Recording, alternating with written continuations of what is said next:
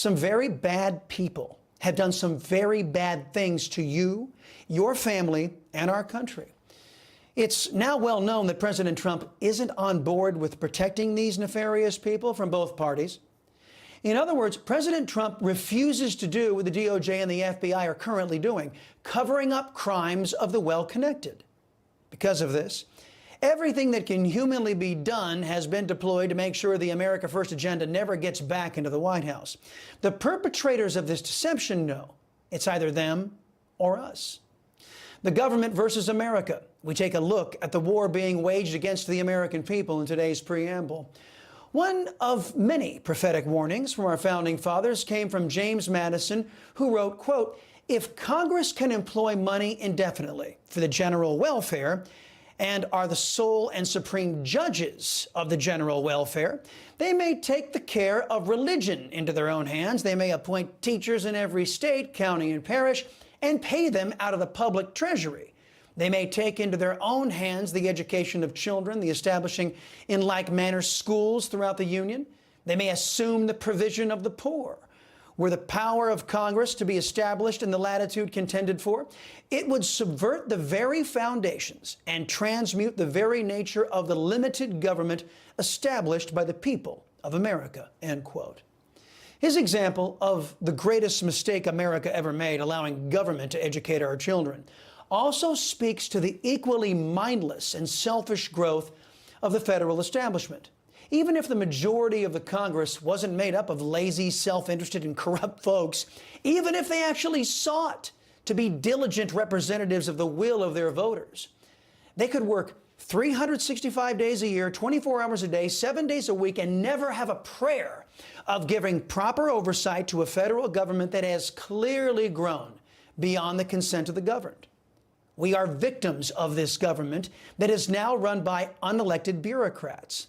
After years of Joe Biden claiming that his family never took money from communist China, Hunter Biden, the crackhead, admitted in court to save his own worthless rear end that he took $664,000 from our communist enemy, China.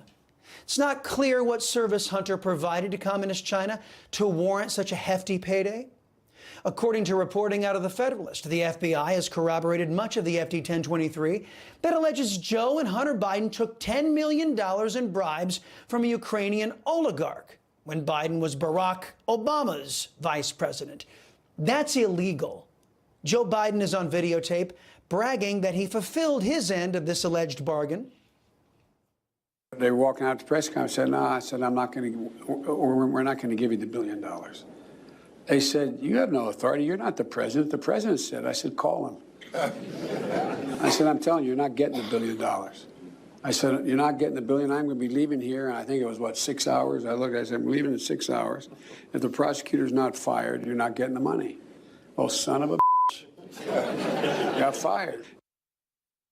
Members of Congress have told this show that the FBI has confirmed that there are other FD 1023s on the Biden's alleged criminal activities.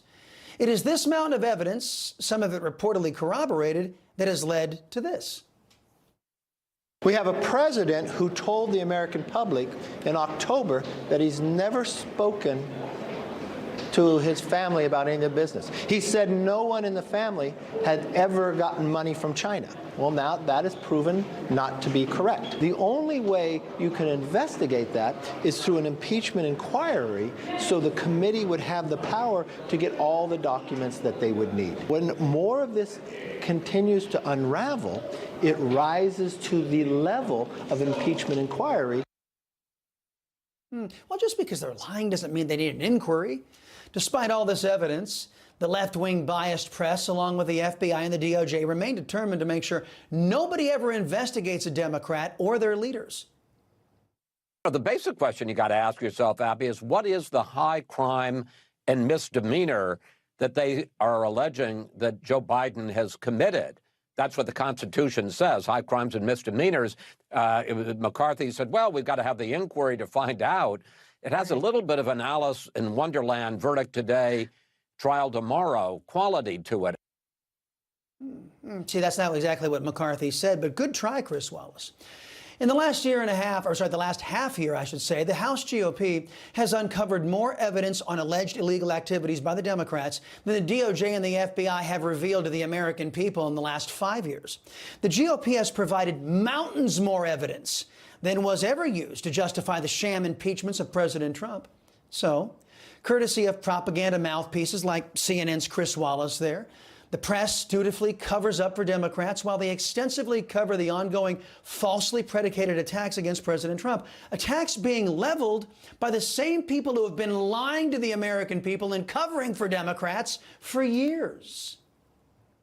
The FBI assigned Auten to compile an assessment which was used to characterize the Biden revelations as Russian disinformation. How on earth did the FBI empower an agent under investigation for potentially corrupt performance and abuse of FISA in one politically fraught investigation, a Democrat operative-driven case against President Trump, to play a key role and to undermine a second politically fraught investigation, a case against the Bidens? How's that possible? I think I'd like to know the answer to that question, too. James Clyburn, a man who was instrumental in foisting the cancer that is Joe Biden upon this country, he let us know the end game behind this steady stream of fake indictments against President Trump. And the facts are going to be clear with all of these indictments and with what could very well be a trial coming up. And I just don't think Republican voters are going to take a chance on this guy again. So unlike the majority of the press that serves the Democrats, the Chris Salcedo Show here will cover the malign activity from the man who currently occupies the White House and the charges against the man who is the #1 challenger to that charlatan who sits in the White House when he's not on vacation in Delaware again.